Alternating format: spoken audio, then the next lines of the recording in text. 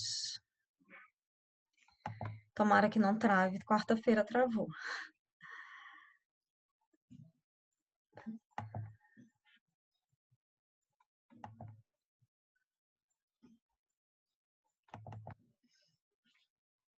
Todos vendo? Ok.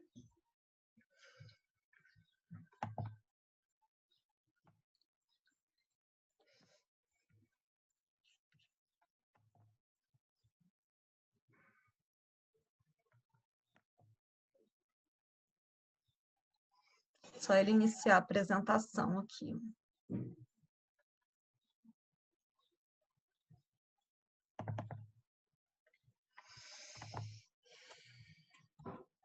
Gente, se vocês tiverem alguma dúvida, quiserem falar alguma coisa, falem por voz, porque eu dividindo a tela, eu não vejo o chat, não dá para ver, tá? Então, qualquer coisa vocês falam, ok? Então, vamos lá, gente. Emergência hipertensiva e edema agudo. As emergências hipertensivas, elas são condições clínicas agudas que se caracterizam pela elevação da pressão associada à lesão progressiva de órgão-alvo e, com isso, o risco de morte. Só um minutinho que eu vou fechar a porta aqui.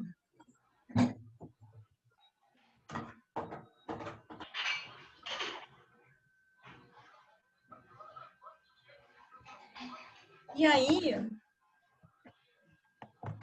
existe uma diferença. Vocês sabem qual é a diferença entre emergência hipertensiva e urgência hipertensiva? Alguém sabe me dizer? A urgência hipertensiva não tem lesão de órgão-alvo, né? Muito bem, João. Isso aí. A diferença, as duas têm elevação da pressão, elevação muito importante da pressão arterial. Porém, a urgência hipertensiva não tem lesão de órgão-alvo e a emergência hipertensiva tem lesão de órgão-alvo, tá bom? Isso aí. E aí, qual a fisiopatologia da emergência hipertensiva? Obviamente, a gente vai falar só da emergência hipertensiva hoje, né? Nós não vamos falar da urgência, que a urgência a gente tem que baixar a pressão. Normalmente, as nossas arteríolas, elas vão reagir com vasoconstricção quando tem um aumento da pressão. Nessas elevações agudas da pressão, vai ocorrer perda desse mecanismo de autorregulação. Com isso, vai ter extravasamento, vai ter lesão endotelial, com extravasamento plasmático para o interstício. O computador está um pouco lento. E aí, acaba sendo uma bola de neve, né? A súbita elevação da resistência vascular sistêmica pelo aumento de substâncias vasoconstrictoras, como a norepinefrina, angiotensina, decorrente do aumento da pressão, vai levar à lesão das células endoteliais dos órgãos-alvos. Deixa eu só aceitar essas duas pessoas aqui. Com deposição de fibrina e plaqueta, hipertrofia intimal e perda da autorregulação do fluxo, tá? Que vai provocar uma isquemia. A isquemia vai ativar a liberação de vasoconstrictores. Que vasoconstrictores? A noradrenalina, a angiotensina, que vai causar lesão endotelial. Então, é uma bola de neve. A gente tem que interromper esse processo o mais rápido possível.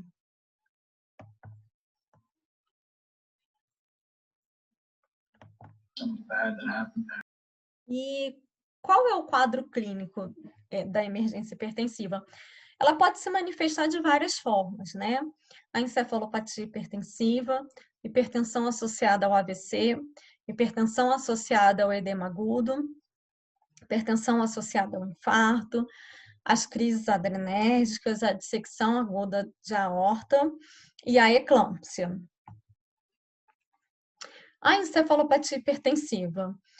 Não vou falar aqui com vocês do AVC, do infarto, porque isso nós vamos ter aula de infarto, vocês já tiveram aulas de AVC. A encefalopatia hipertensiva, com essa perda da autorregulação, vai ter um aumento de fluxo sanguíneo nesse território. Com isso, vai ter um grande extravasamento de líquido de material proteico dos vasos para o interstício. Com isso, levando ao edema cerebral. Vocês podem reparar aqui na figura, aqui é um desenho, né? Mas aqui a gente vê um apagamento total dos sulcos, um edema cerebral difuso, tá?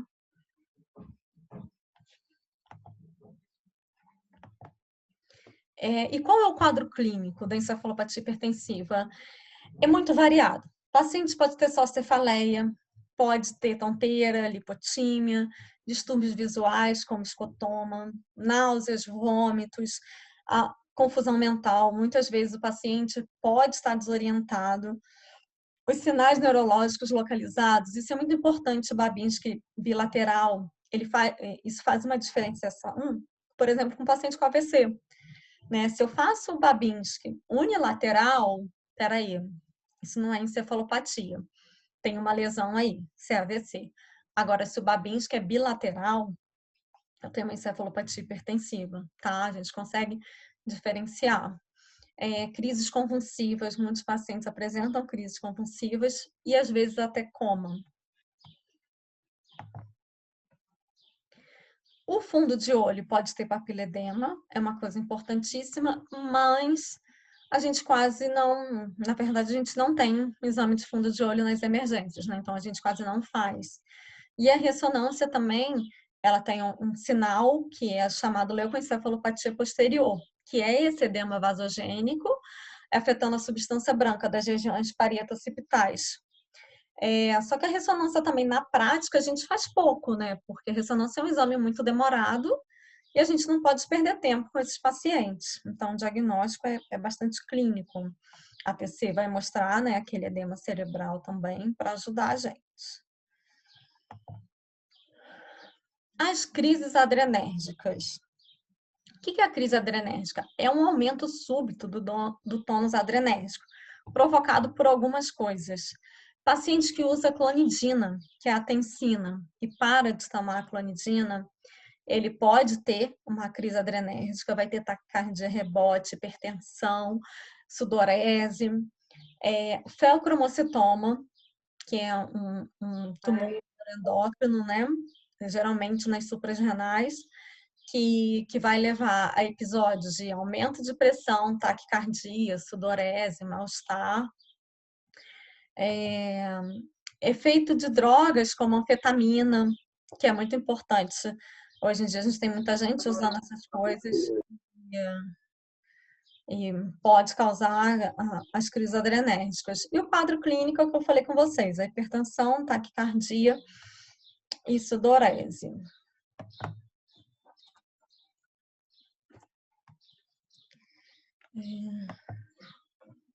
E aí, como que a gente trata e qual é o objetivo do tratamento?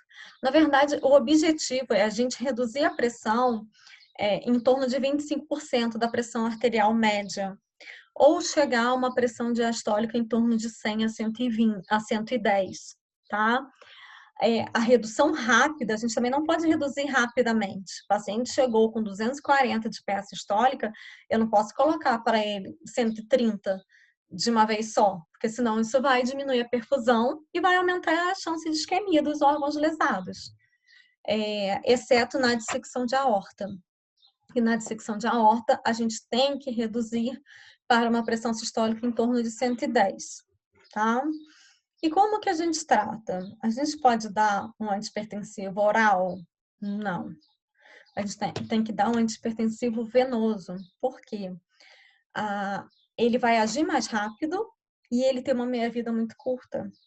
Se esse paciente responde demais e ele acaba ficando hipotenso, eu paro o medicamento e consigo recuperar. Se eu der um medicamento oral, isso não vai acontecer. E o medicamento oral demora muito para fazer efeito. Então, o medicamento que a gente tem que usar de primeira linha é o nitroprusiato de sódio, que é o Nipride, tá? A gente começa em bomba de infusão contínua. Nas diretrizes americanas, europeias, é indicado o labetalol. Só que o labetalol não tem disponível no Brasil, tá? Então, é esse medicamento que a gente tem que começar em todas as emergências hipertensivas e tratar, logicamente, a causa, tá? A única causa que a gente não pode começar primeiro, Uniprid, é a dissecção aórtica. Por quê? A dissecção aórtica, o Uniprid, ele pode dar uma taquicardia. E se eu taquicardizo esse paciente, ele pode acabar rompendo a aorta, piorar a dissecção e romper. E aí a morte súbita. Então, a gente tem que começar antes um beta-bloqueador. Aqui no Brasil Venoso, nós temos de fácil acesso o metoprolol. E aí a gente começa o beta-bloqueador. E quando a frequência está controlada entre 60 e 70 batimentos, a gente começa o Uniprid, tá?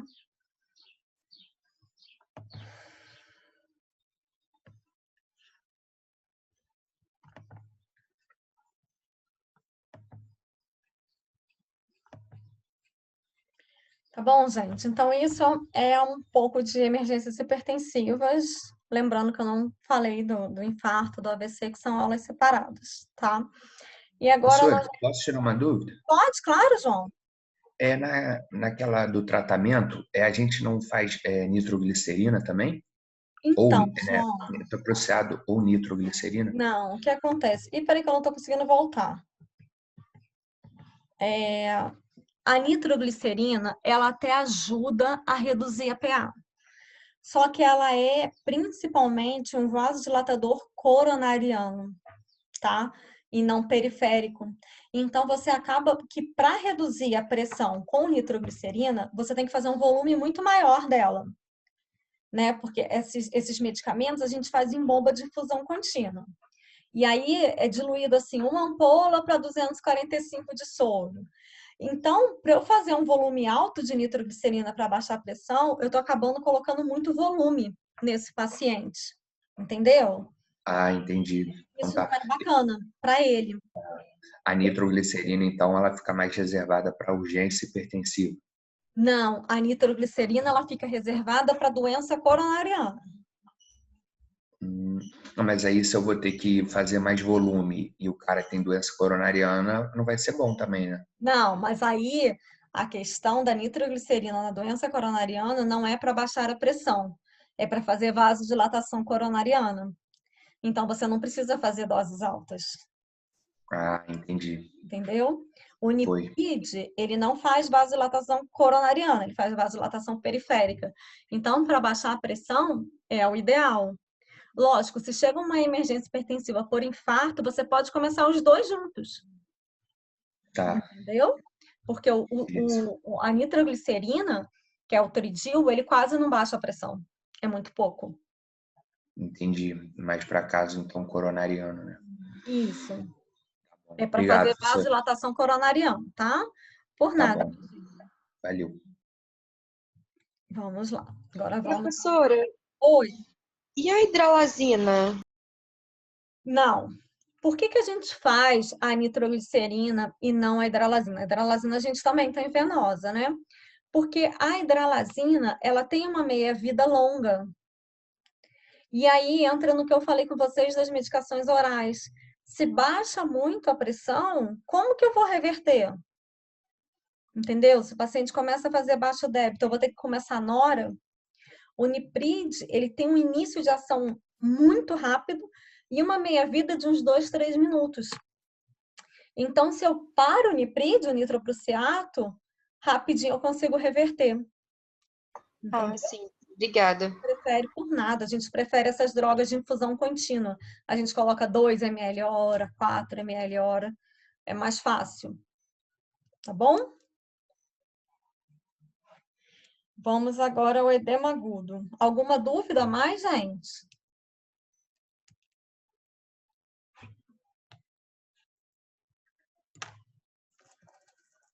Vamos ao edema agudo.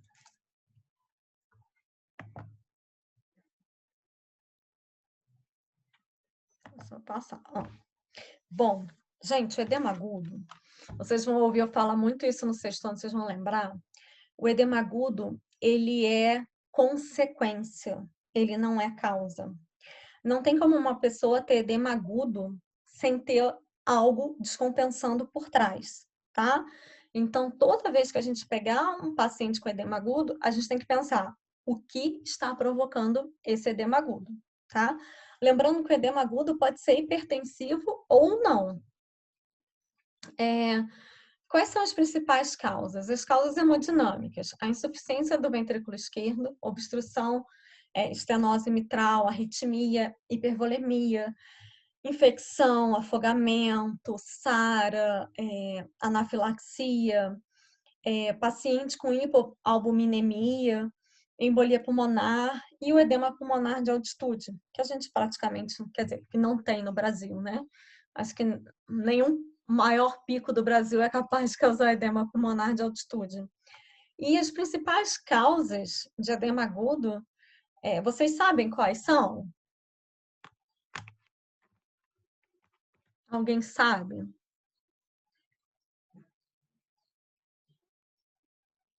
Alguém sabe quais são os principais dias da semana que as pessoas fazem edema agudo?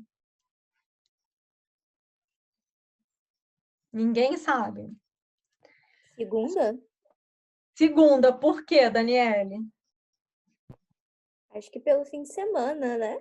Exatamente, é isso aí.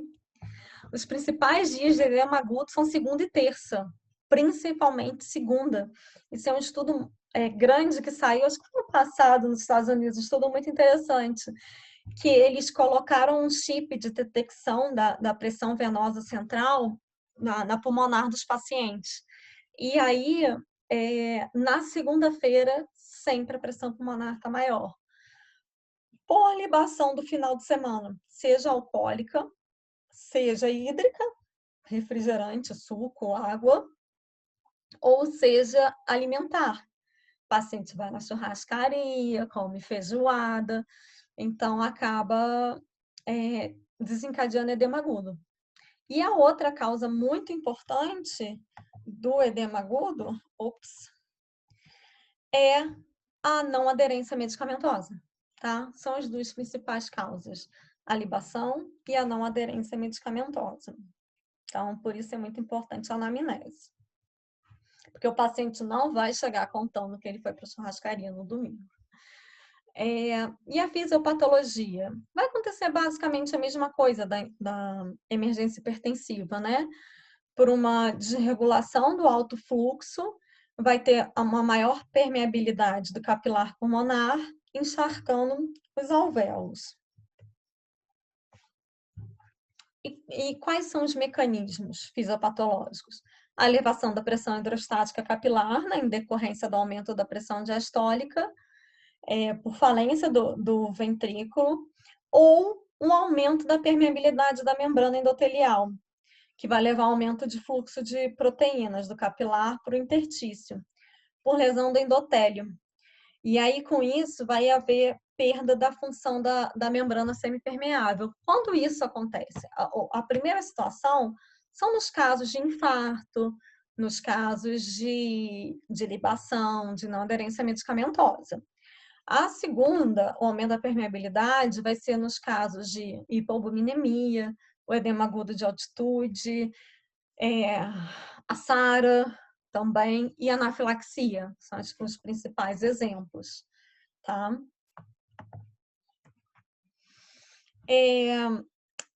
No edema agudo, os vasos linfáticos, eles não vão conseguir remover esse excesso de líquido. E com essas rápidas elevações da pressão capilar pulmonar, eles acabam que eles tentam aumentar o ritmo de remoção de líquido, mas não conseguem. E aí causa o edema. Aqui a imagem de um pulmão normal e aqui um pulmão com edema agudo. Olhem só como fica a trama. O quadro clínico. O quadro clínico, geralmente, é taquipneia, tá? Dispneia, queda de saturação, taquicardia, a tosse com expectoração rósea, que é o que a gente chama de hemoptitóico, palidez, sudorese fria, cianose, estertor bolhoso ou crepitante, né? Sibilos. A pressão pode estar aumentada, ou pode estar baixa. Baixa que eu coloquei choque cardiogênico, mas também pode ser anafilaxia, NASARA, grandes altitudes, tá bom? Então, a pressão não vai levar a diagnóstico nenhum, mas o paciente ele vai chegar como se ele tivesse afogado nele mesmo.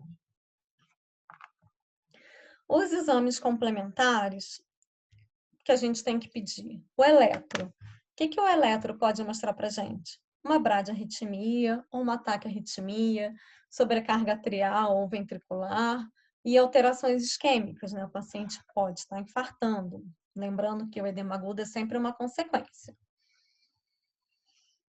Raio-X. O que a gente vai ver no raio-X? Os dois principais achados, né? Se for de uma causa cardiogênica, vai ter a cardiomegalia e o sinal da asa de borboleta. Vocês estão vendo como está congesto? O hilo está bem congesto. A trama está bem engurgitada. As outras coisas que a gente pode encontrar são as linhas de Beige-Kerley, que são esses espessamentos, né, das linhas interceptadas. A gente vê aqui, aqui e aqui onde estão essas setas. E a cefalização da trama, isso é muito importante. Geralmente, no ápice, vai ter mais trama do que na base, tá? E o engurgitamento perilar, que eu falei com vocês, que aqui dá para ver até melhor. Os exames laboratoriais, a gaso, geralmente vai ter uma hipoxemia e inicialmente uma hipocapnia, que em quadros arrastados, com a piora da hipoxemia, vai levar à hipercapnia por retenção, tá? O hemograma pode ter uma anemia, uma leucocitose como causa do edema agudo, né? Marcadores de necrose miocárdica, BNP e dedímero, ok? O BNP, se você tem certeza que isso não é pulmonar, que isso é cardiogênico, não adianta pedir. O BNP a gente pede na dúvida, se eu não sei se isso é uma descompensação pulmonar ou cardiogênica, tá? E o dedímero também, caso de quadro suspeito de TEP. O eco ele vai permitir avaliação da função global e segmentar, função diastólica, medida das cavidades, as alterações valvares, que a gente também muitas vezes não tem na sala de urgência, tá?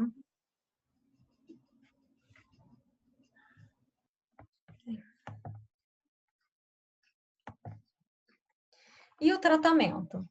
Como a gente faz o tratamento do edema agudo?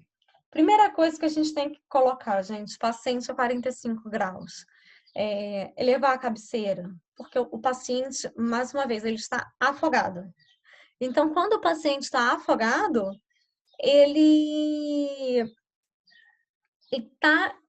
não consegue ficar deitado a 0 graus. Então, a gente tem que elevar a cabeceira, tá? A gente não pode deixar a cabeceira baixa. Primeira coisa que a gente tem que fazer num paciente dispneico, exceto se for por trauma.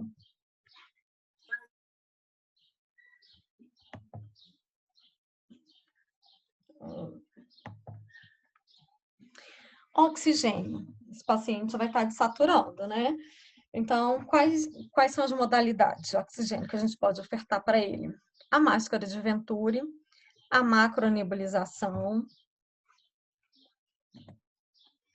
e principalmente o CPAP, que é também conhecido como VNI. É uma máscara que ela pode ser só nariz e boca ou full face, tá? Como é essa da foto. Que ela vai, através da PIP, fazer uma pressão positiva. Então, ela vai reduzir a pré-carga, porque ela faz um aumento da pressão intratorácica. Com isso, vai diminuir o retorno venoso e a pressão venosa central. Faz redução da pós-carga, em consequência, diminui a dilatação das câmeras cardíacas e recruta as unidades alveolares não ventiladas. Por quê?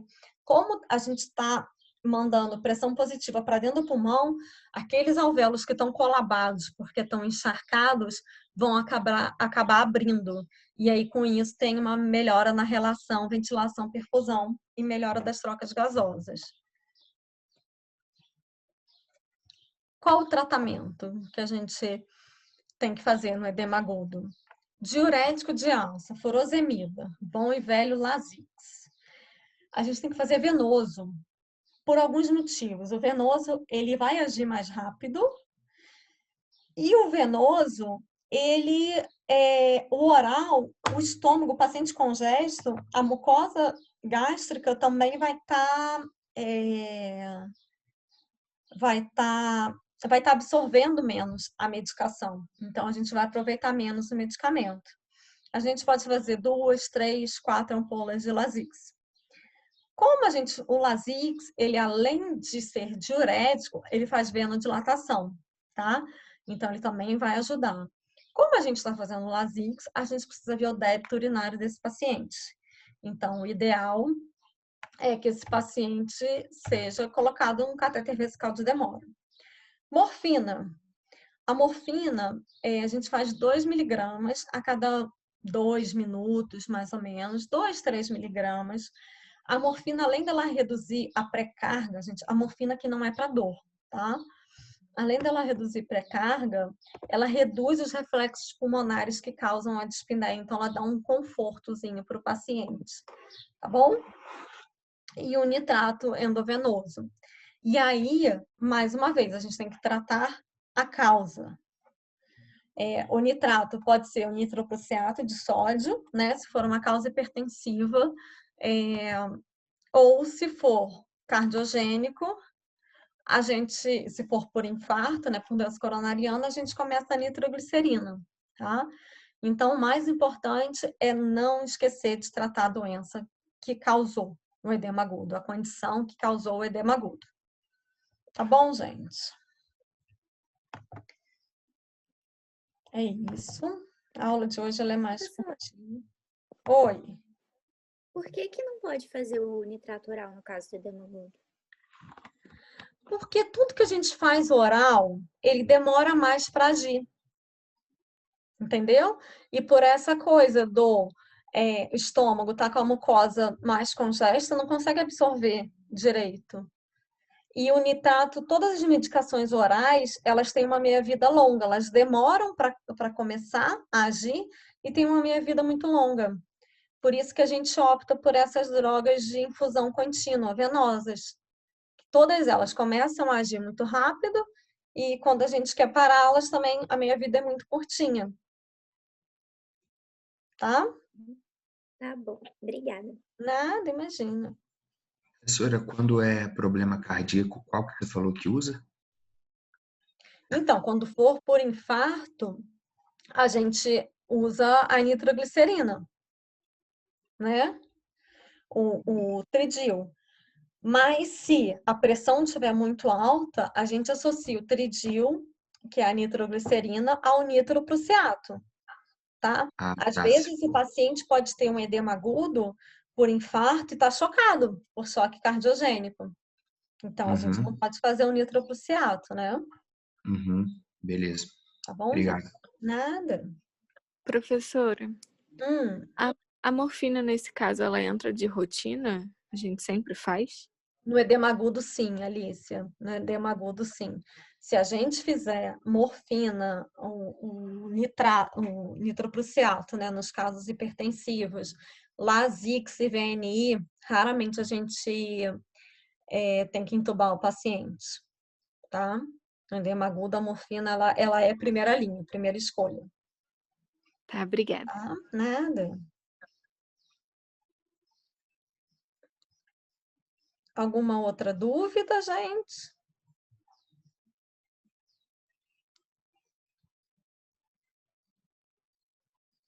Nada? Bom, então é isso, gente. Agora vocês vão ficar com a simulação, vai ser daqui a pouco, né, às 3 horas, com o professor Luiz, tá bem? Daqui a pouco eu disponibilizo a aula no site. Ok?